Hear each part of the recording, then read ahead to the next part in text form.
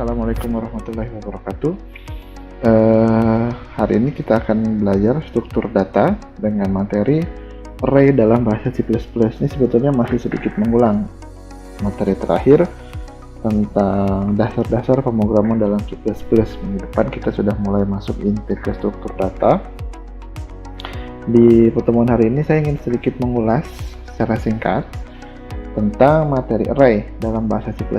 Pada intinya sih sama dengan yang sebelumnya pernah kita pelajari dalam mata kuliah algoritma dan pemrograman tentang dasar array.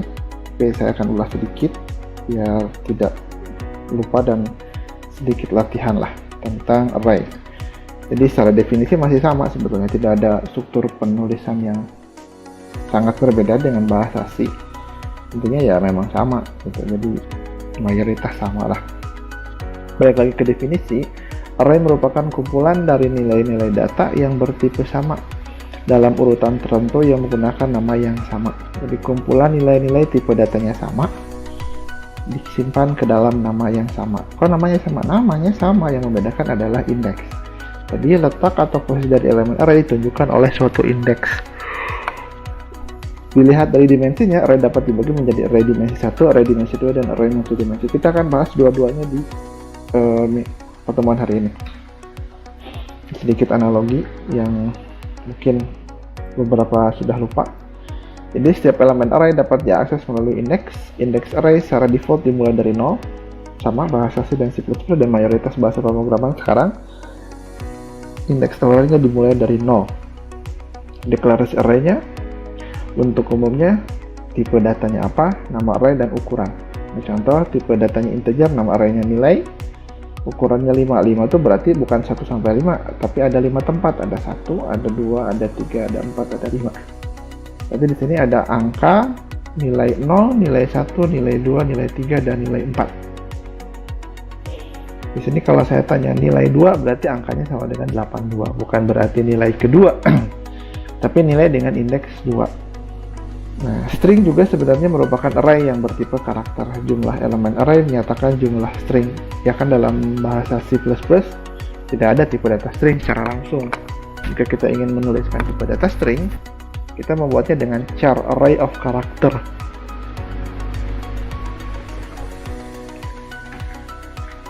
Nah, contoh gini, array dengan jumlah elemen 10 yang berisi angka 5, 3, 2, 4, 9, 8, 10, 3, 6, 15.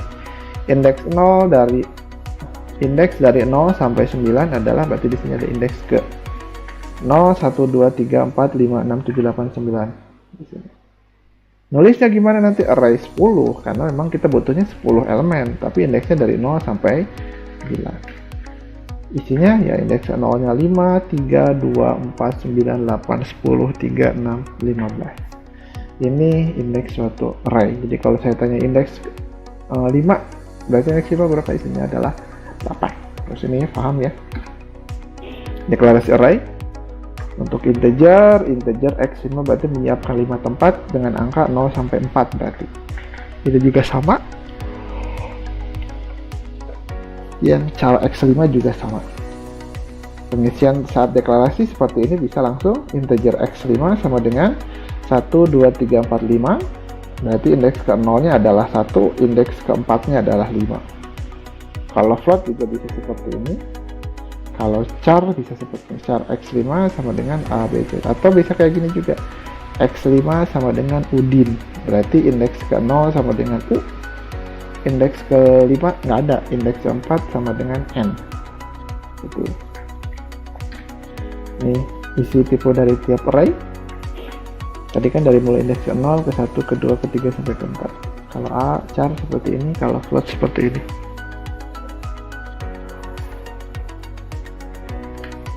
Ini contoh, ini bisa dicoba, dicek.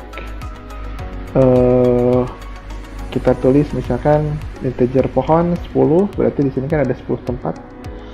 Integer i sama total. Nah, sekarang kita akan coba buat code dalam bahasa C++. Ini kalian lengkapi sebagai jadi tugas mandiri untuk pertemuan hari ini. Jadi sekarang kita coba saya buat C++, kemudian array satu dimensi saya buat yang sederhana dulu. Saya akan membuat program data mahasiswa. Di situ saya buat ini.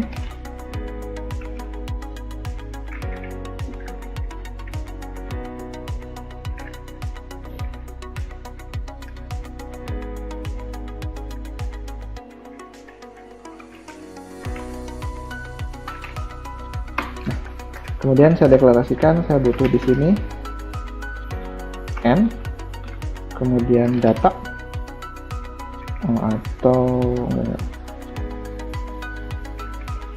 n. Setelah itu di sini saya buat gini, cout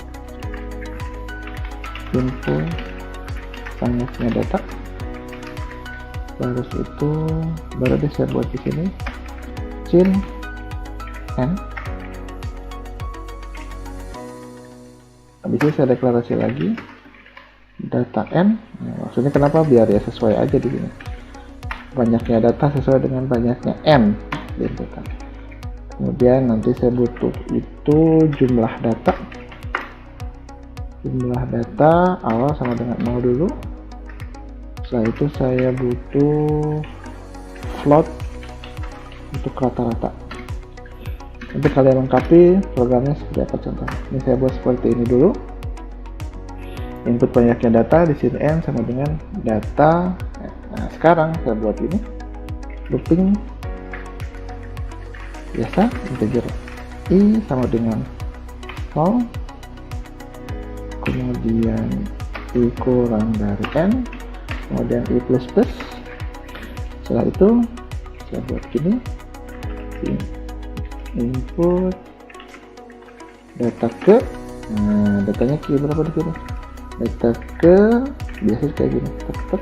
Di sini saya buat i plus 1. Kenapa i plus 1? Karena i nya dimulai dari 0 itu. Kemudian di sini saya buat seperti itu. Nah, di sini baru dibuat cin berapa di sini data i. Nah kayak gini. Nah, setelah itu saya buat di sini jumlah sama dengan jumlah plus data seperti ini. Setelah itu sini saya mau cari rata. Rata itu sama dengan 1,0 kali jumlah. Kenapa 1,0? Kan float, datanya float ya. Nah, dibagi n. Kemudian setelah itu cout rata data sama dengan di sini diisi oleh rata. Nah, kayaknya sih udah benar segini. Coba run. Kayaknya datanya 6, data ke satunya 3, 2, 9, 4. Jadi gimana kata-kata komputer? Auto mungkin ini deh. Input ini deh. Saya buatnya di sini input nilai mahasiswa ke 1, ke 2 dan seterusnya. Setelah itu saya buat di sini cout jumlah nilai mahasiswa. Ini aja pak ya, biar bagus. Ini kita tulis jumlah rata-rata nilai mahasiswa. Ini kalau mau kelihatannya sama kayak gini. Nah di sini baru deh saya kasih /n. Jadi keluar kayak gitu. Lagi datanya 4 deh. 6. Jumlah nilai mahasiswanya 24, rata-rata mahasiswa 6 karena ya semua nilainya 6. Kalau mau kayak gitu juga boleh. Nah, ini contoh program yang harus kalian selesaikan. Dengan menggunakan konsep array, nanti program bisa jadi seperti ini. Banyaknya mahasiswa, rata-rata nilai sudah ada kan. Nanti kalian lengkapi bagaimana cara mencari nilai max. Bagaimana cari nilai max dan mencari nilai min. Tapi harus ada posisinya. Nilai max ada di posisi keberapa, nilai min ada di posisi keberapa. Nah, setelah itu nanti keluar mahasiswa dengan nilai rata-rata dengan nilai di bawah rata-rata. Keluar mahasiswa ke berapa saja. Kayak gitu ya. Nanti lengkapi sampai sini kan sudah bisa ya. Sampai mencari rata-rata, ininya juga sudah ada codingan yang atas ini. Nah, nanti tugas mandiri untuk pertemuan hari ini adalah lengkapi bagaimana cara nanti dapat ketemu nilai maksimumnya sama dengan berapa. Ini kan 100, ada pada data ke-1, ini minusnya 50 ada data ke-4, rata-ratanya berapa sih? 74 kan. Nah, mahasiswa yang nilainya di bawah rata-rata siapa aja? Berarti 50, 65, 74 dan 7, berarti mahasiswa ke-3, ke-4, ke-5, ke-6. Nah, kayak gitu. Nanti selesaikan menggunakan konsep array. Oke. Ini untuk tugas hari ini. Nah, selanjutnya saya akan bahas tentang array multidimensi secara langsung. Jadi di sini array itu merupakan array dari array untuk array multidimensi di sini. Tulisannya bisa seperti ini. Integer 2 dimensi, ini lebih gampangnya sih jadi matriks kayak gitu. Jadi array 2 dimensi seringkali digambarkan dengan menjadikan sebuah matriks. Gambar array dari 2 dimensi ada baris kali kolom. Di sini ada 3 baris dan 4 kolom. Berarti kan 0 sampai 2 sama 0 sampai 3. Kalau misalkan saya tanya indeks ke 11 berarti 7. Kalau 12 berarti 67. Kalau 23 berarti 3. Kalau 01 berarti 20. Baris dulu baru kolom. Ini contohnya. Tapi ini nanti bisa dicontohkan secara langsung. Ini nanti ngaruhnya ke tugas. Nah, di sini karena kemarin kita sudah belajar pemrograman modular, nah di sini kita akan membuat turun macam-macam fungsi dari matriks dengan menggunakan bahasa C++ dengan konsep array tentunya. Nah, sekarang kita akan coba buat program baru, project, kita buat konsol, kemudian C++, di sini matriks. Biasakan kalau matriks di sini kita pakai dulu ini, karena kan biar nggak kan sebetulnya bisa ya kayak gini. Program matriks. Begitu saya buat biasalah. Biasanya suka pengen pakai garis.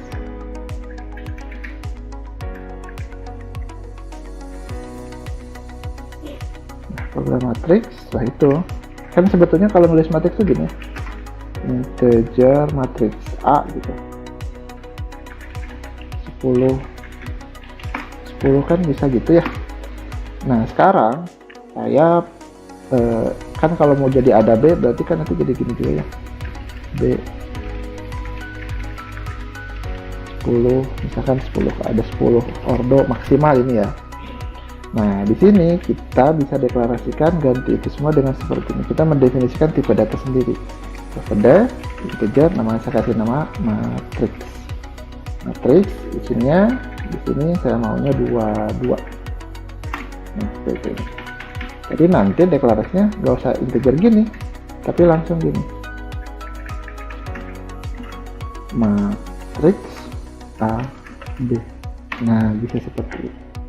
Kalau di sih nggak ada masalah, harusnya nggak ada masalah kayak gitu. Nah, terus kalau mau input matriks tuh gimana sih Pak? Matriks kan biasanya langsung pasti ada 2 for ya, for. Terus di sini juga pasti ada for. Nah, saya buat dulu di sini biasanya ya, tanpa pemrograman modular. Input elemen matriks A. Itu biasalah /n kayak gini. Terus itu integer i sama dengan 0, i kurang dari 2 karena 2 ya, kita kunci di sini plus plus. Kemudian di sini integer j sama dengan 0, kemudian j kurang dari 2, kemudian di sini j plus plus. Nah itu karena di sini inputan, berarti harus ada cin. Tapi sebelum sana, ya dulu gini, cout input elemen. Ini maksudnya elemen itu kan ordo berapa ke berapa. Di sini kan bisa langsung gini. Ini bisa jadi i. Habis itu tutup. Nah, ini huruf buka. Habis itu gini, ini untuk yang J nya tutup begini kayak gini.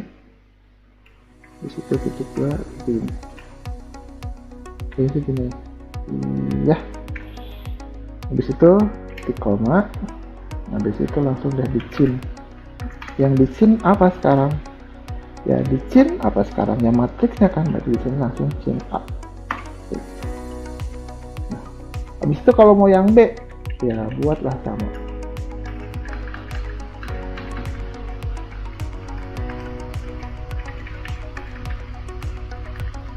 Di sini input elemen matriks B. Yang bedakan apa? Ya berarti di sini bukan cin A, tapi jadinya cin B. Ini ceritanya untuk matriks A, ini untuk matriks B. Nah setelah itu gimana? Saya mau lagi, sekarang bukan input tapi cetak. Hasil input matriks A atau hasil matriks A kita buat di sini. Nah di sini bukan lagi input elemen, tapi jadinya ya matriks A sama matriks B-nya saja. Nah, masalahnya sekarang di sini ganti dong, bukan ada cinnya, tapi kan tinggal cout. Yang di kita cout-nya bukan. Berarti sekarang di sini kita cout matriks A, elemen ke I, J. Nah, kan kalau misalkan di cout ya tinggal cout aja sebetulnya. Setelah itu biar ada jarak di sini kita coba tambah ini slash T, kemudian setelah beres satu baris kita tambahkan di sini cout untuk slash N untuk enter. Oh ya di sini kayaknya ada yang salah deh, bukan cuma A ya, harusnya di sini karena di sini IJ, berarti di sini harusnya ini, A I J. Di sini juga sama. Untuk B jadinya juga BIC. Nah, kemudian situ untuk matriks A. Di sini untuk matriks B. Pak, baru cetak input sama cetak aja panjang banget ya. Iya, emang panjang. Berapa barisnya? 37. Makanya kita nanti kalau misalkan ada 3 matriks berarti kan harus balik. Coba tes dulu ya. Mudah-mudahan nggak salah. Layaknya, pokoknya nggak ada atas ya. Ini matriks. Nah, elemen 1, 2, 3, 4, matriks B-nya 5, 6, 7, 8, nanti keluar hasil matriks A 1, 2, 3, 4, harus matriks B 1, 2, 3, 4, kok 1, 2, 3, 4 salah, di sini masih A, harusnya B. Nah kita taruh lagi 1, 2, 3, 4, B-nya 5, 6, 7, 8. Nah keluar ya 1, 2, 3, 4. Nah ini semua bisa kita buat menjadi pemrograman modular dengan lebih sederhana. Jadi kan ini inputan matriks A dan matriks B sebetulnya kan sama ya. Yang membedakan adalah nanti di sini A, di sini B. Nah, kalau yang membedakan di sini A, di sini B akan lebih baik jika ini menjadi suatu parameter. Parameter gimana, Pak? Ya dibuatlah suatu fungsi. Atau misalkan buat inputan kan suatu fungsi non-void yang harus pakai dan itu loh. Nah, sekarang kita coba buat di sini. Saya mau buat void input matrix. Parameternya apa kira-kira? Yang membedakan di sini apa nih? Matriks A dan matriks B kan, berarti lah di sini kita buat. Saya buat di sini. Tipe datanya matriks ya. Matriks apa sekarang di sini? Ya kalau mau matriks X, matriks A juga boleh. Saya buatlah contoh matriks X. Terus isinya apa? Ya isinya ini semua. Begini. Nah, ini saya copy, ini pindah ke sini. Nah, di sini isinya bukan lagi A, berarti sekarang karena di sini saya bedain aja jadinya X. Nah, terus habis itu manggilnya gimana sekarang? Ya di sini tinggal panggil input matrix, isinya sama A. Terus kalau yang B gimana? Ya ganti, ini hapus, sudah nggak usah. Di sini gimana sekarang? input matrix di sini jadi B. Kalau cetak ya, oh ya satu lagi, kalau input jangan lupa harus pakai dan. Kalau cetak ya buatlah yang sama, void cetak matrix.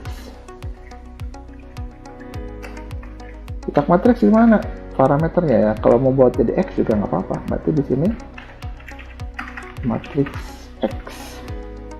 Nah, di sininya gimana? Ya gantilah ini.